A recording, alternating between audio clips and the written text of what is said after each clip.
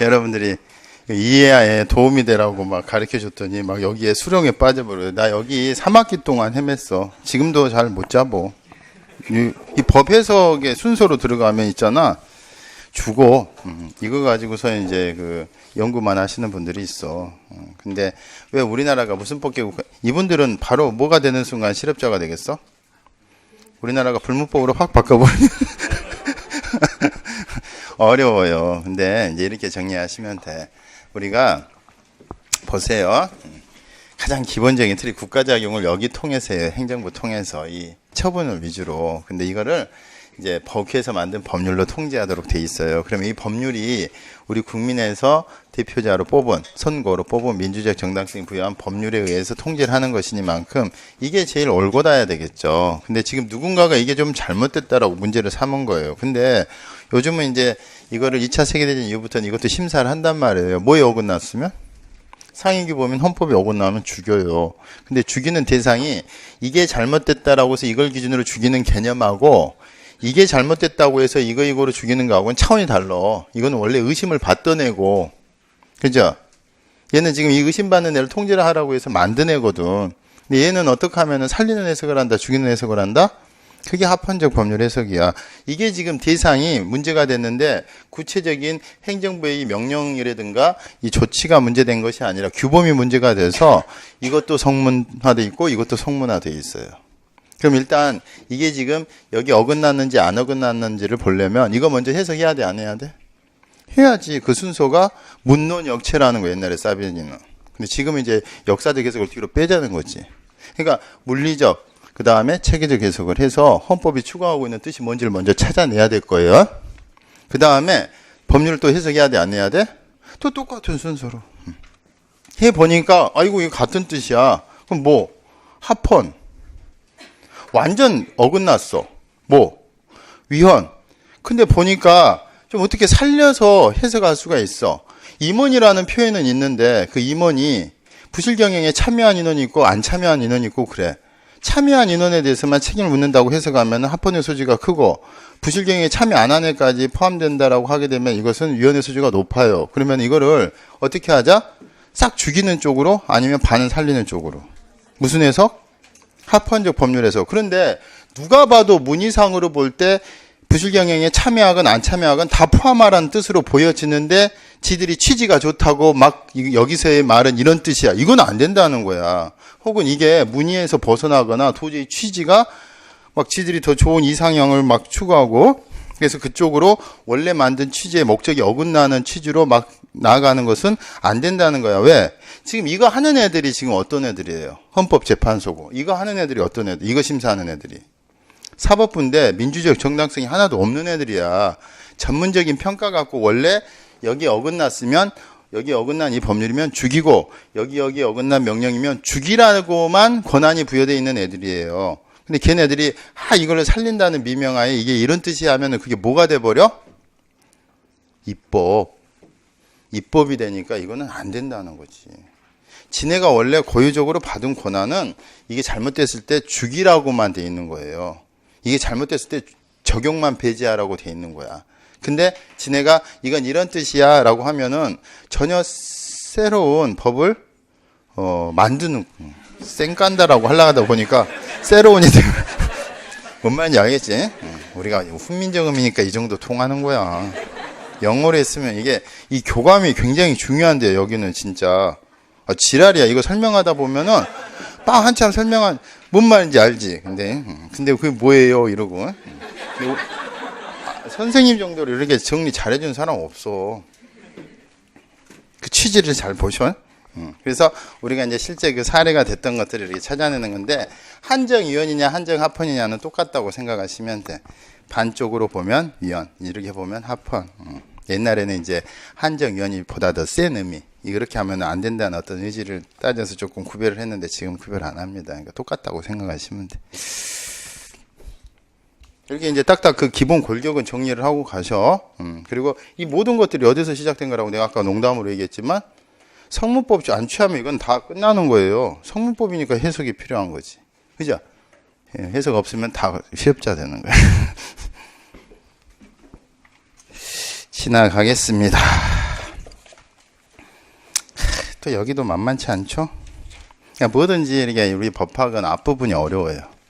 법학이 이게 판택된 시스템이어가지고 앞부분에 추상적인 얘기들이 많이 나와서. 자, 여러분들 여기서 이제 하나만. 헌법이 딱 성문화돼 있어요. 근데 법률이 완전히 쌩 까면서 들어와요.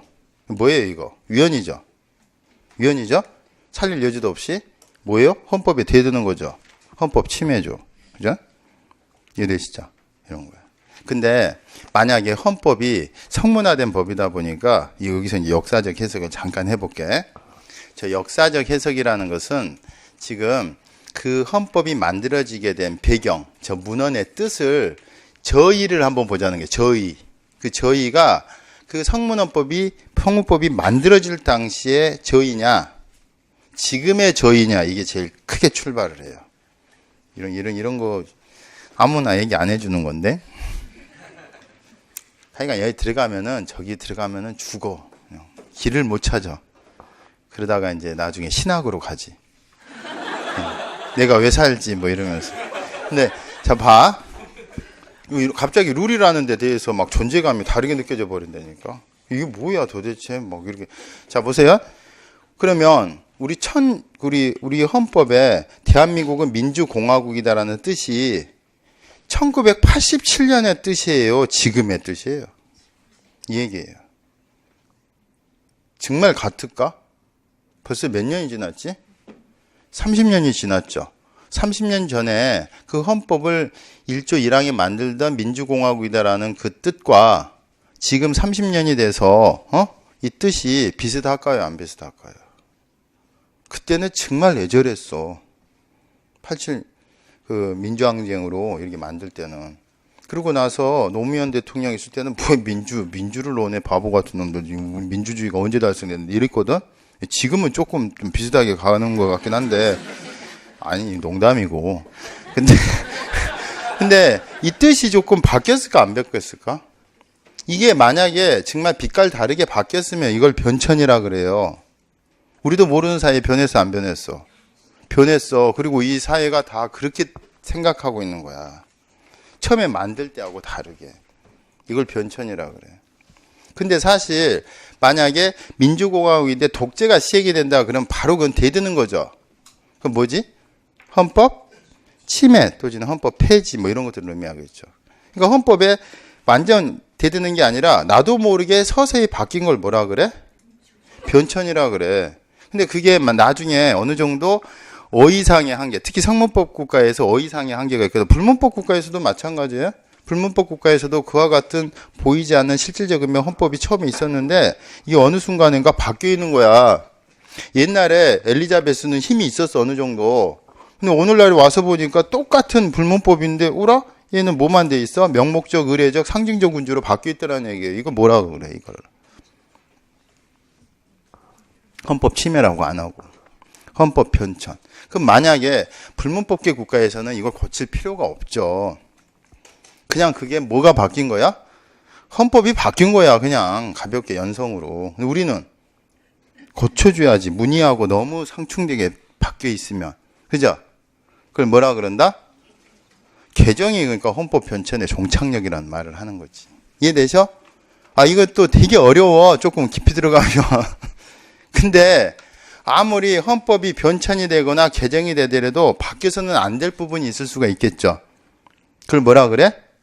그건 재정이다 그래. 재정 권력이 만든 재정 규범이다 그래. 그럼 그건 바뀌어서는 안 되겠지. 그거는 이 뜻 그대로 하여간 가급적 유지를 해야 되겠죠.